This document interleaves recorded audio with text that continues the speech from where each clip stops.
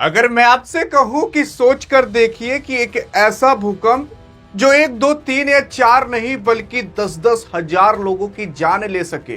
अरे वो भूकंप कितना खतरनाक होगा जो हाल फिलहाल वेनेजुएला के अंदर आया है। अरे वही वेनेजुएला जहां पर ट्रंप ने उसके राष्ट्रपति को उठवा लिया था। वही वेनेजुएला के अंदर इतना खतरनाक भूकंप आया कि लोग समझ ही नहीं पाए कि ये भूकंप आया कि कुछ और आकर चला गया। क्या आप सोच सकते हो कि 10-10 हजार लोग लापता या वो अपनी जान गंवा दें? सवाल ये उठता है कि आखिरकार ये भूकंप इतना खतरनाक था क्यों? सवाल ये उठता है क्या इससे भी खतरनाक कभी क्या भूकंप आया है? अभी सुनकर आपका दिल दहल जाएगा कि यार इतना भी खतरनाक भूकंप आए हैं, हमें पता भी नहीं है। हाँ यार, क्योंकि अगर आप देखने की कोशिश करोगे तो खुद देख सकते हो। ये है साउथ अमेरिका का मैप, जहां पर ये ऊपर की ओर वेनेजुएला आपको दिखेगा। ये वही वेनेजुएला है जहां के राष्ट्रपति मादुरो को ट्रंप ने उठवाया था। यही वेनेजुएला के अंदर भूकंप आया है। इस वेनेजुएला की राजधानी काराकस है और ये काराकस यहाँ ऊपर की ओर है। यहीं से ही भूकंप आया था और पूरी तरीके से वेनेजुएला को कवर किया था। यह इतना खतरनाक भूकंप था कि 10-10 हजार लोग अपनी जान गंवा सकते हैं, ऐसा अभी मीडिया में आ रहा है। ये संख्या बढ़ ही सकती है, कम नहीं हो सकती। और उसी के साथ साथ वेनेजुएला में बुधवार की शाम को एक भूकंप नहीं बल्कि दो भूकंप आए थे। ये भूकंप इतने खतरनाक थे कि पिछले 120 सालों में इतना शक्तिशाली भूकंप कभी भी वेनेजुएला देखा नहीं था। और उसी के साथ साथ ये पहला भूकंप 7.2 से दूसरा भूकंप 7.5 की तीव्रता से आया था। ये 7.2 और 7.5 क्या होता है? ये नापने का एक मापदंड होता है कि कितना तेज भूकंप आया है। अगर यही भूकंप 6 या 5 या 4 की गति से आया होता तो उतना ज्यादा डिस्ट्रक्शन नहीं होता। जब भूकंप की तीव्रता 7 से पार हो जाती है तो जान जाइए बिल्डिंग का गिरना भी तय हो जाता है। और ये 7 जो भूकंप आता है, इसी को ही देख करके बड़ी बड़ी बिल्डिंगें बनाई जाती हैं कि अगर 7 की तीव्रता से भी भूकंप आ गया तो ये नहीं गिरेगा, लेकिन अगर 7 से तेज आ गया तो ये बिल्डिंग गिर सकती है। यहां पर पहला जो भूकंप आया था वो 7.2 आया था और जो दूसरा भूकंप आया था वो 7.5 की तीव्रता से आया था। यानी कि 2 भूकंप आए थे, पहला हल्का सा धीरे आया था, दूसरा उससे भी तेज आया था। मतलब अगर इसका 1% आप बढ़ा दो, 8% चलो मान लेते हैं, कर देते हैं, तो आप पागल हो जाओगे, इतना तगड़ा भूकंप हो सकता था। भूकंप में 1% जान जाइए हजारों लाखों लोगों की जान ले सकते हैं। अब अगर आप सोच रहे हो 7.5 कितना ही ज्यादा है, ये बहुत ज्यादा है। अगर यही 10 का आ गया होता तो आज तक कभी 10 का भूकंप आया ही नहीं है जब से नापा गया है, जब से ये इंसानियत है। आया भी होगा लेकिन उसमें मारे लोग नहीं गए, बहुत पहले कभी आया होगा।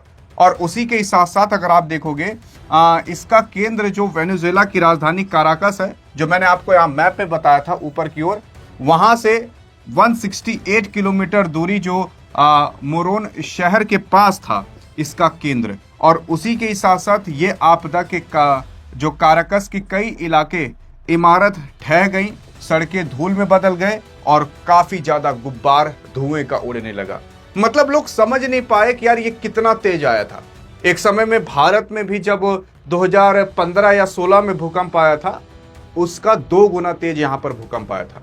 जब कई बच्चे स्कूल में थे, मेजें हिलने लगी थी तो लोग सोच रहे थे कि कैसे हिल रही है। जब कुछ लोग सड़क पर थे, कुछ लोग घर में बैठे हुए थे, माँ घर पर काम कर रही थी, तो भारत में भूकंप आया था एक समय पर, आज से 10 साल पहले। लेकिन उसका 2 गुना तेज वेनेजुएला में आया है। और वेनेजुएला में जब भूकंप आया तो इतने सारे लोग अपनी जान गंवाई, इतने सारे लोग लापता हो गए, किसी को कुछ पता ही नहीं चला। मतलब अभी भी वहां पर जो बिल्डिंगें ढही ही हैं, उन बिल्डिंगों को हटा हटा कर देखा जा रहा है। कहीं 10 लाश, कहीं 20 लाश इस तरीके से मिल रही हैं।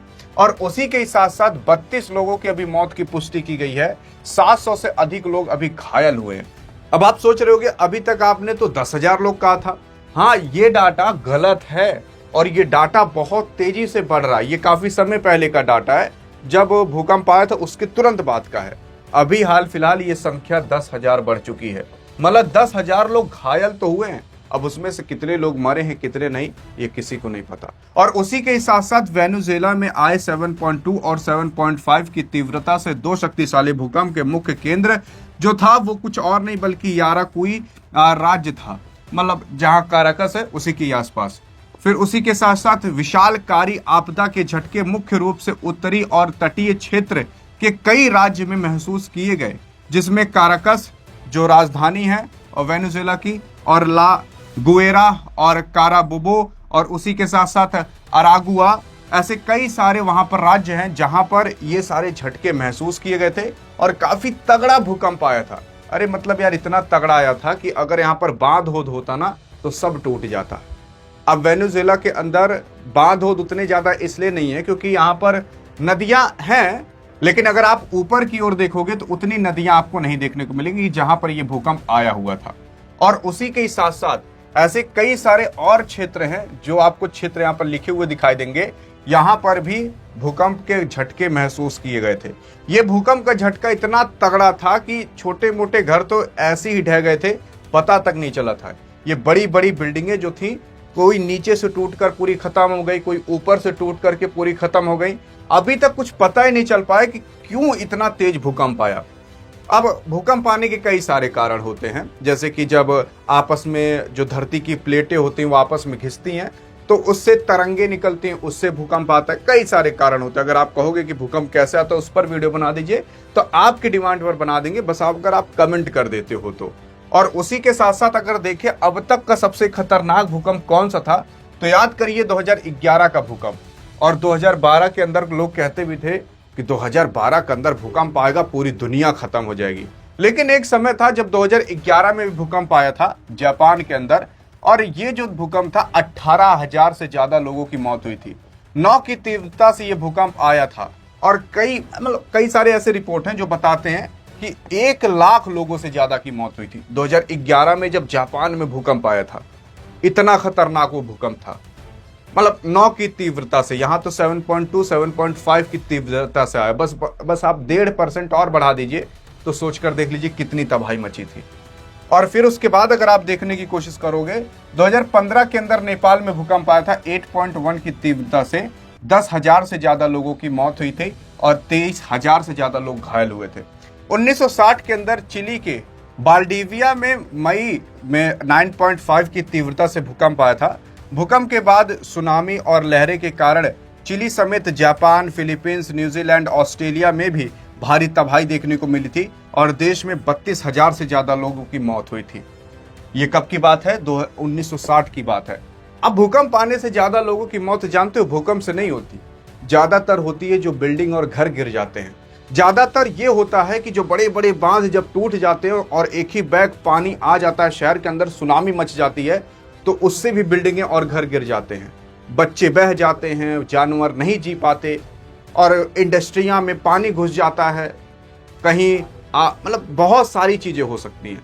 और इसी वजह से कहा जाता है कि भूकंप से इन सब चीजों की वजह से ज्यादा मौत होती है। मतलब आप खुद सोचिए, अब ये घर गिरा, इसमें इलेक्ट्रिक शॉर्ट सर्किट नहीं हुआ होगा, ये घर गिरा, यहाँ सिलेंडर नहीं होगा, तो इन सब के भी फटने के चांसेस बहुत ज्यादा होते हैं। 1964 में अमेरिका के अलास्का में मार्च 9.3 का तीव्रता का भूकंप आया था। 200 से ज्यादा लोगों की मौत हुई थी और 8,000 से ज्यादा लोग यहाँ पर घायल हुए थे। तो ये 4 ऐसे भूकंप हैं जो आप देख सकते हो, कहीं लाखों लोग, कहीं 10-10 हजार लोग इस तरीके से मारे गए हैं और घायल हुए हैं।